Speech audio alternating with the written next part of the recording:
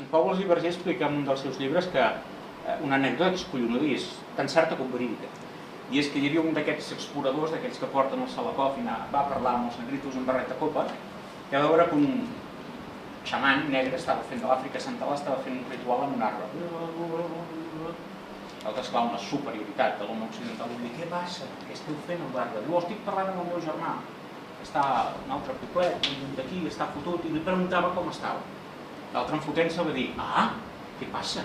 Que no feu servir el telèfon? Va dir, no, perquè sóc pobre. Si fos ric sí que el faria servir el telèfon, però és molt car. Com que sóc pobre, parlo amb l'arbre. És a dir, aquell senyor ja sabia que existia el telèfon, ja sabia que els blancs el feien servir per dir, soc pobre, no tinc calés, parlo amb l'arbre, que és el que s'ha fet de tota la vida, mostro, senyor, què dirien les I el meu germà estava al costat de l'arbre rebent tota la bona energia. Jo no sé si parlava o no amb el germà, però esclar, el blanc va sortir, va llançar el Salakov, i en Pau Alsiverger no dona notícia del que va passar amb ell, però jo crec que es va fer monja o una cosa d'aquestes. Després no contesta així, que coi has de fer? Tu has de fer mirar, no?